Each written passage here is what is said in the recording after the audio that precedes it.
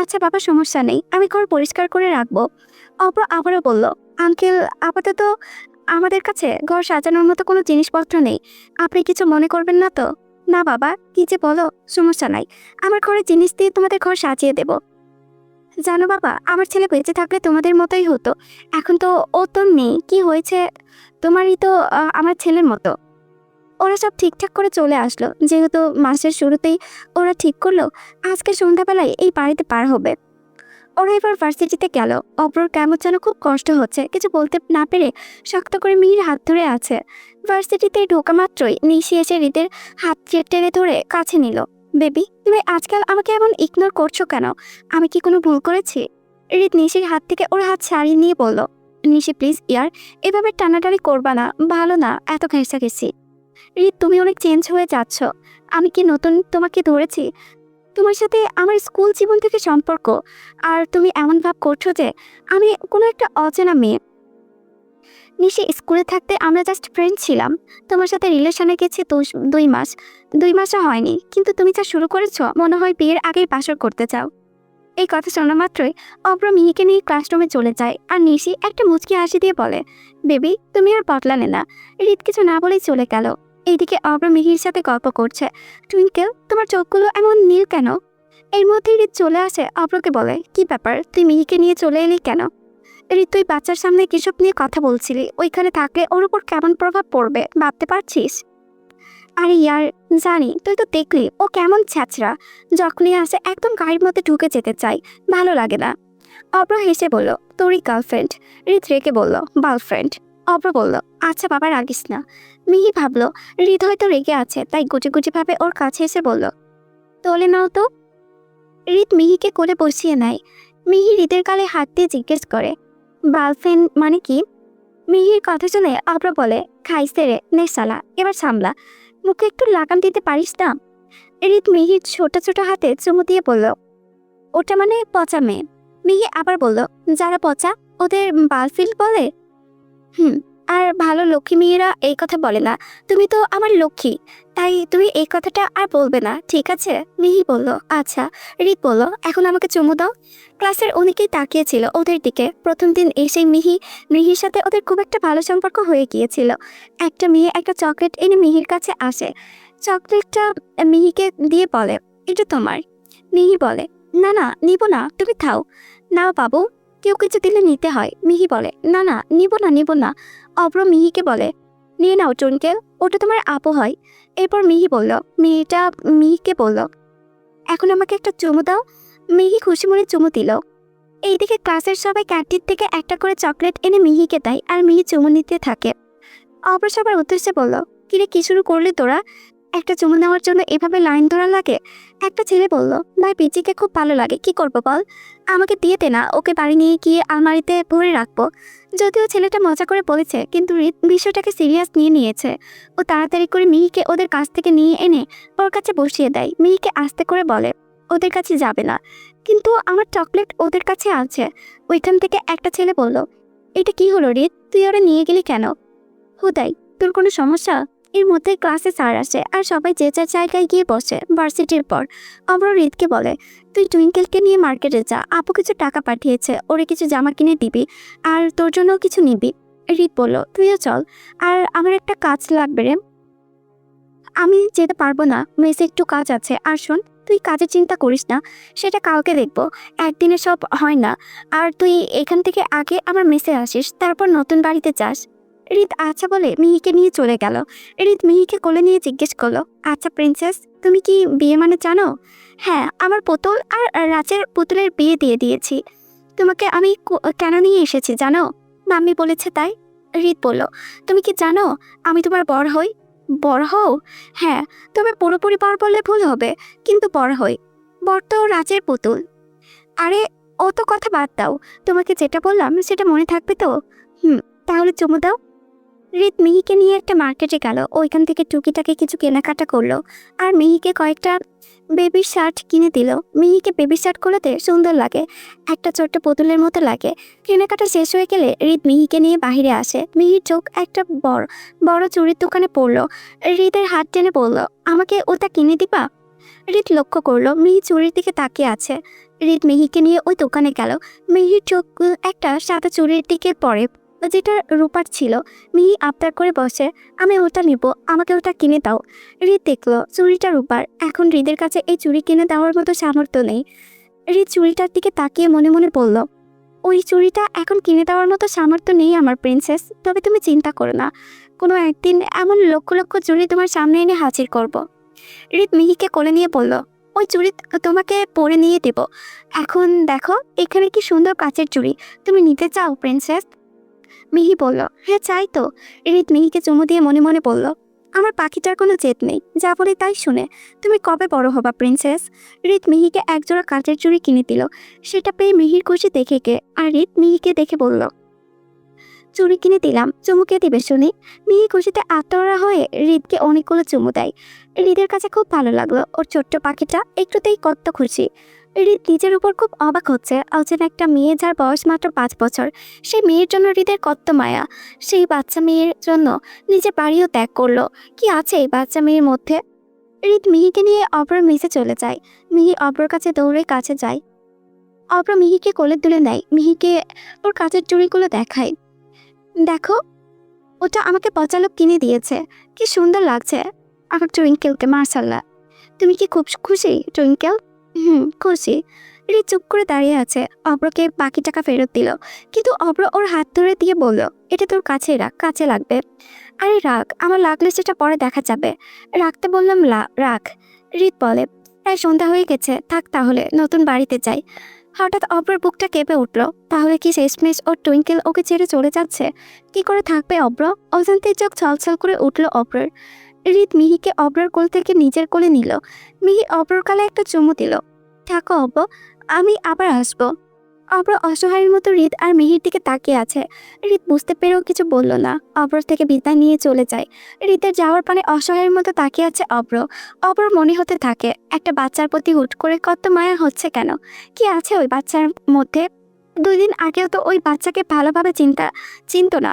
এত কষ্ট কেন হচ্ছে? কেন এত অসহায় লাগছে ওর? কেন মনে হচ্ছে কেউ ওর কলিজা ছিঁড়ে নিয়ে যাচ্ছে? খুব কান্না পাচ্ছে। কি করে থাকবে টুইঙ্কেলকে ছাড়া? অব্র একভাবে আকাশের দিকে তাকিয়ে আছে, কিছু ভালো লাগছে না ওর। এইদিকে মিহি নতুন বাড়িতে এসে খুব খুশি। বাড়ির মালিকের একটা মেয়ে আছে, এবার এসএসসি পরীক্ষা দিল। মেয়েটার নাম মিষ্টি, মেয়েটাকে দেখতেও ভীষণ মিষ্টি। মিহির সাথে ওই দুইজনের ভালোই ভাব জমেছে। বাড়িতে আসার পর থেকে ওদের সাথে খেলছে। বাড়িওয়ালার নাম রামপ্রসাদ, উনি হিন্দু ধর্মের। উনি ভীষণ ভালো মানুষ। ওনার ঘরে আসবাবপত্র দিয়ে রীতির ছোট্ট ঘরটাকে সাজিয়ে দিয়েছে। একটা ছোট পুরাতন খাট দিয়েছে ঘরে। হৃদ এসে খাটের উপর শুয়ে পড়ে। মিহি মিষ্টির সাথে বারান্দায় খেলছে। মিহি মিষ্টিকে জিজ্ঞেস করলো, আচ্ছা বনু, ওইটা তোমার দাদা হয়? ও তো আমার পচা লোক হয়। মিষ্টি মিহির কথা বুঝতে পারে না। মিহি আবার বলল, মানে পচা বলছো কেন বনু? উনি কি খারাপ লোক? না না, খারাপ না। আমি তো পচা লোক বলেই ডাকি। এই দেখো, আমাকে এত কিনে দিয়েছে। মিষ্টি আরও কিছু বলতে যাবে, তার আগে হৃদ আসে। মিহিকে কোলে তুলে নেয় আর মিষ্টির দিকে তাকিয়ে একটা হালকা হাসি দেয়। মিষ্টি হৃদকে প্রথম দেখায় ক্রাশ খায়। মিষ্টি হৃদকে কিছু বলতে যাবে, এর আগেই হৃদ মিহিকে নিয়ে চলে যায়। ঘরে এসো। হৃদ মিহির জামা চেঞ্জ করিয়ে দেয়, একটা ছোট গেঞ্জি পরিয়ে দেয়, চুলগুলো সুন্দর করে বেনি করে দেয়। এরপর হৃদ মিহিকে বলে, চলো খাবার কিনে নিয়ে আসি। মিহি বলে, চলো। হৃদ মিহিকে নিয়ে বাইরে বের হতে দিবে, এমন মধ্যেই রামপ্রসাদ আসেন, হাতে খাবারের প্লেট। বাবা, এখন আর তোমাদের বাইরে খেতে হবে না, এই খাবারটুকু খেয়ে নাও। আঙ্কেল, এসবের কোনো দরকার ছিল না। দরকার ছিল বাবা। উনি বলে উনি মিহিকে একটু আদর করলেন, এরপর চলে গেলেন। হৃদ খাবার নিয়ে দরজা বন্ধ করে দিল। এরপর মিহিকে খাইয়ে দিল। হৃদ মিহিকে বলল, আমি তোমাকে খাইয়ে দিচ্ছি, তুমি আমাকে খাইয়ে দিবে না? মিহি মুখে হাত দিয়ে বলে, দেব তো, তাহলে খাইয়ে দাও। মিহি ওর ছোট ছোট হাতে হৃদের মুখে খাবার তুলে দিল। হৃদের কাছে এই মুহূর্তটা খুব ভালো লাগছে। পরম তৃপ্তি নিয়ে হৃদ খাবার খাচ্ছে। মিহির হাতে এতটাই নরম, হৃদ ভুল করে হাতে কামড় দিয়ে দেয়। মিহি হালকা চেঁচিয়ে বলে, আহ, থামড়াচ্ছ কেন? খাবার খাও, আমার হাত খাচ্ছ কেন? হৃদ মিহির কথায় হেসে বলে, সব খাবো, খাবার খাবো, তোমার হাত খাবো, তোমাকেও খেয়ে ফেলবো। তুমি কি রাক্ষস? হৃদ হেসে উঠল। হৃদের ফোনে কল আসে। হৃদ কলটা ধরে। অব্র ফোন করেছে। অব্র কাতর কণ্ঠে বলে উঠল, হৃদ, টুইঙ্কেল কই রে? এই যে বসে আছে, ওর একটু দে, না হলে তুমি আটকিয়ে মারা যাবো। হৃদ মিহিকে ফোন দিল। মিহি অব্রের সাথে কথা বলে। অব, কান্না করো না, আমি আছি তো। আমি কি তোমাকে খুব মিস করছি টুইঙ্কেল? মনে হচ্ছে কিছু ছুটে গেছে, তোমার কাছে চলে যাই। তুমি আমাকে মিস করছো না? করছি তো। এভাবে অনেকক্ষণ বকবক করে অব্রর সাথে মিহির কথা বলার পর অব্র ভালো লাগছে ঠিক করলো। সকাল হওয়ার সাথে সাথে মিহির কাছে যাবেন। এইদিকে হৃদ মিহিকে নিয়ে ঘুমিয়ে পড়ে। মিহি ঘুমিয়ে পড়েছে কিন্তু হৃদের চোখে ঘুম আসছে না। আজকে হঠাৎ করে মায়ের কথা মনে পড়ছে। হৃদের মা অনেক আগে মারা গেছেন, তখন হৃদের বয়স 10 ছিল। প্রথম প্রথম খুব মনে পড়তো মাকে, এখনো খুব মনে পড়ে। হৃদ ভাবলো মিহির তো মা নেই, তাহলে মিহির কি হয়? হৃদ মিহির নিষ্পাপ মুখের দিকে তাকালো, ওর কপালে গভীর চুমু দিল। সকাল হতে না হতেই অব্র এসে হাজির। সারা রাত টুইঙ্কেলের কথা মনে পড়েছে। এসে মিহিকে আদর করে মিহি ও অব্রকে জড়িয়ে ধরে। অব্র মিহিকে বলে, কতগুলো মাস মিস করেছি তোমাকে। হৃদ কিছুটা বিরক্ত হয়ে বলল, ভালো করেছিস, মহাভারত অসত্য হয়ে গেছে তোর মিস করা দেখে। অব্র হৃদকে বলে, তোর এই কিসের শালা হিংসাই হয় নাকি? হৃদ বলে, তুই ভালো করেই জানিস যে তোর মুখের ভাষা কেমন, বাচ্চাটার সামনে কালি খাইতে না চাইলে চুপ কর। হৃদ মিহিকে বলে, প্রিন্সেস আসো, রেডি করিয়ে দিই, বাইরে যাব। হৃদ মিহিকে রেডি করিয়ে দিল। এরপর ওরা তিনজন বের হয়ে গেল। হৃদ অব্রকে বলল, এখন কই যাব? কাজ তো খুঁজতে হবে। অব্র বলল, তোকে চিন্তা করতে হবে না, আমি ভেবে রেখেছি। শোন, আমার চাচার একটা রেস্টুরেন্ট আছে, ওইখানে আপাতত একটু কাজ কর, পার্ট টাইম জব। তোর কি কোনো সমস্যা হবে? হৃদ বলে, না কোনো সমস্যা নেই, আমি রাজি। অব্র হৃদকে নিয়ে রেস্টুরেন্টে গেল। ওইখানে সব কথাবার্তা বলল, সবকিছু ঠিক করে ওরা চলে গেল। অব্র হৃদকে বলল, তুই যেই টাইমটায় কাজ করবি ওই সময় টুইঙ্কেলকে আমার কাছে রাখিস। কেন? আমি ওকে নিয়েই কাজ করব। পাগল হয়ে গেছিস? বাচ্চাটা বোরিং ফিল করবে। তুই এক কাজ কর, তুই এখানে কাজ করতে যাবি, ওই গিয়ে কি করবে? হৃদ চিন্তা করলো, অব্র ঠিক বলেছে, তাই অব্রর কথাতেই রাজি হলো। এরপর ওরা ভার্সিটিতে গেল। এইদিকে নিশি আজকে হুট করে হৃদের বাড়িতে গেল। নিশিকে হৃদের বাবাকে সালাম দিল। হৃদের বাবা আরাফ রায়ান চৌধুরী বলল, কি চাই মা? আঙ্কেল, আসলে হৃদ কোথায়?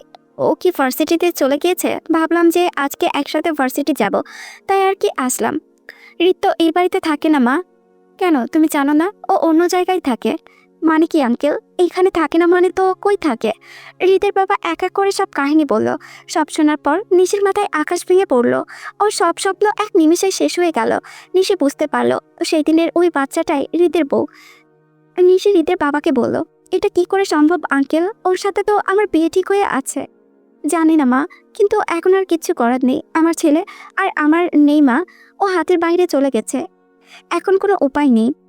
আমার কাছে উপায় আছে আঙ্কেল, আমি হৃদকে আপনার কাছে ফিরিয়ে দেব, আর ওকে আমি বিয়ে করব।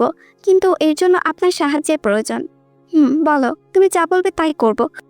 আমি চাই না আমার হৃদ একটা অজাতের মেয়েকে সারা জীবন পেলে পুষে বড় করুক।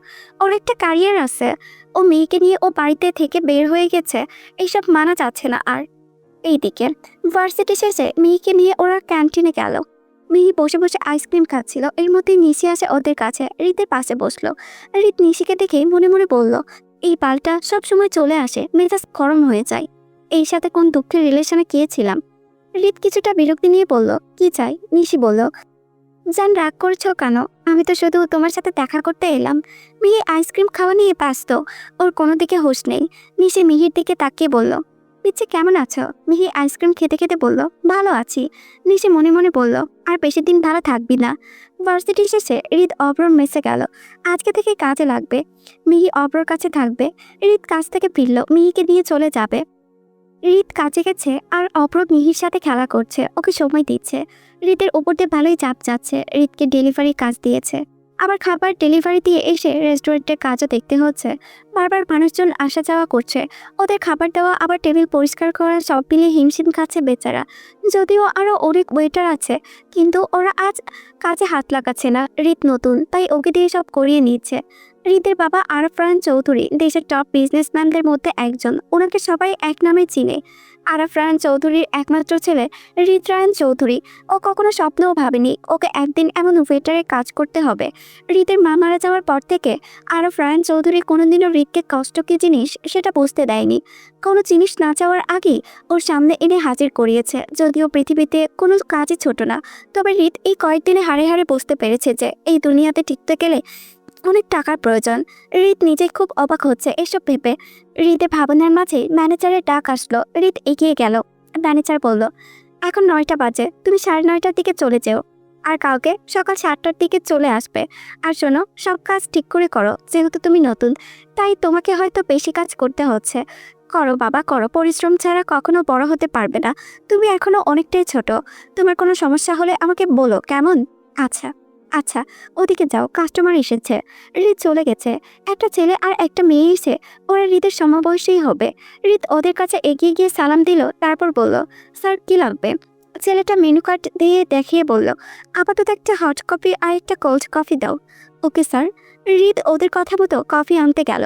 কফি নিয়ে আসার সময় একটা টেবিলের সাথে ধাক্কা খাওয়ায়, যার কারণে ওর হাত পিছলে যায় আর কফিটা গিয়ে ছেলেটার শার্টের উপর পড়ে। সঙ্গে সঙ্গে ছেলেটা দাঁড়িয়ে যায়, রেগে হৃদের দিকে তেড়ে আসে, গাল বরাবর টেনে একটা থাপ্পড় দিয়ে দেয় আর চিল্লিয়ে বলতে থাকে, ছোট লোকের বাচ্চা, কি করলি এটা? কোনো কাজ ঠিক করতে করতে পারিস না? আমার এত দামি শার্টে কফি ফেলে দিলি? চোখে দেখছিস কখনো এরকম দামি কাপড়? তোর 1 মাসের বেতনের থেকেও দামি শার্ট এটা। এমন শার্ট কেনার যোগ্যতা আছে? কই থেকে আসে এসব ছোট লোক? এই মুহূর্তে রেস্টুরেন্টের সবাই জড়ো হয়ে যায়। রেস্টুরেন্টের ভেতরে আরো মানুষ ছিল। ওরা সবাই দেখে ভালোই মজা নিচ্ছে। ম্যানেজার দৌড়ে আসে। রিদ মাথা নিচু করে বলবে, সরি স্যার, আমি বুঝতে পারিনি। ছেলেটার সাথে আসা মেয়েটা বলে, বেবি প্লিজ রাগ করো না, ও বুঝতে পারেনি। ছেলেটা আরো রেগে গিয়ে বলে, ও ইচ্ছে করে এমন করেছে। তোর মতো ছোট লোককে কি আর বলবো। হঠাৎ ছেলেটার গালে একটা শক্ত হাতের থাপ্পড় পড়ে। ছেলেটা হকচকিয়ে যায়। রেস্টুরেন্টের সবাই ছেলেটার দিকে তাকায়। ছেলেটা আর কেউ না, রিদের বাবা আরাফ রায়ান চৌধুরী। উনি ওনার বিজনেস পার্টনারের সাথে ডিল ফাইনাল করার জন্য এই রেস্টুরেন্টে এসেছিল। যার সাথে ডিল করবে ওনার আবার রাত 11টায় আমেরিকা যাওয়ার ফ্লাইট আছে, তাই এইখানে বাধ্য হয়ে আসতেই হয়েছে। কিন্তু আসার পর এইসব দেখে উনি আর নিজেকে আটকাতে পারে না। উনি রেগে গিয়ে ছেলেটাকে বলে, তোর বাপ তো আমার কোম্পানিতেই কাজ করে, তুই ওর ছেলে হয়ে আমার ছেলেকে এত কথা কিভাবে শোনাস? আর ছোট লোক কে? ওই নাকি তুই? রাতের বেলা মেয়ে নিয়ে ঘুরে বেড়াস, আবার আমার ছেলেকে ছোট লোক বলিস? আর কি যেন বললি, তোর এই শার্ট কেনার যোগ্যতা নেই ওর? ওই তোর মতো এমন 100টা শার্ট কিনেও পড়তে পারে। বাপের বেতন কেড়ে নিয়ে এমন ফুটানো করিস, আবার বড় বড় কথা বলিস? ছেলেটা মাথা নিচু করে দাঁড়িয়ে থাকে। রেস্টুরেন্টের সবাই অবাক হয়ে যায়। ছেলেটা বলে, আসলে আঙ্কেল, তখন মাথাটা অনেক গরম হয়ে গিয়েছিল, আমি বুঝতে পারিনি, দুঃখিত। তোকে আমি দেখে নেব। তোর সাহস থেকে আমি অবাক হচ্ছি। তুই আরাফ রায়ান চৌধুরীর ছেলেকে থাপ্পড় মারিস? ছোট লোকের বাচ্চা বলিস? শালা তুই নিজে কি? ঘরে নেই নুন, ছেলে আমার মিঠুন। ছেলেটা লজ্জায় পড়ে যায়, সাথে ওর ওর সাথে থাকা মেয়েটাও। হৃদের বাবার শেষের লাইনটা শুনে সবাই হাসতে থাকে। ওরা মুখ কাঁচুমাচু করে চলে যায়। হৃদ এতক্ষণ সবকিছু চুপচাপ করে দেখে যাচ্ছে। ম্যানেজার এসে হৃদের বাবাকে সালাম দিল। হৃদের বাবা হৃদের কাছে এসে বলে, হৃদ, আমি তোমাকে দেখে অবাক হচ্ছি। তুমি শেষে কিনা ওয়েটারে কাজ করছো? কি পাচ্ছ এসব করে? ওই মেয়ের জন্য তুমি নিজের হাতে নিজের ক্যারিয়ারটা নষ্ট করছো। তুমি আবার ছেলে হয়ে কেমন করে এসব করছো? আমি আপনার প্রশ্নের কোনো উত্তর দেব না, আপনি আসতে পারেন। উনি কিছু না বলে চলে যায়। এইদিকে ম্যানেজার এসে রিককে বলে, উনি তোমার বাবা? তুমি ওনার ছেলে হয়ে কেন এই জবটা করছো?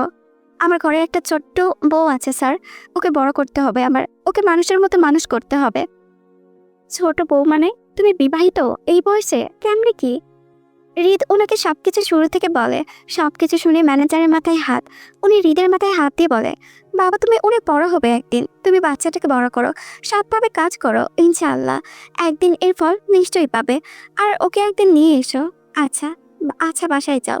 হৃদ অব্রর মেসে যায় মিহিকে নিতে। মিহি হৃদের অপেক্ষা করতে করতে ঘুমিয়ে গিয়েছে। হৃদ গিয়ে দেখে মিহি ঘুমিয়ে আছে, আর অব্র ওর মাথায় হাত বুলিয়ে দিচ্ছে। হৃদকে দেখে অব্র উঠে দাঁড়ায়। কিরে, কেমন কাটলো প্রথম দিন? সেই, তোর মিহি তো তোর অপেক্ষা করতে করতে ঘুমিয়ে গেছে। বেচারি সন্ধ্যা থেকেই বলছে পচালক কই, ওকে খুব মিস করেছে।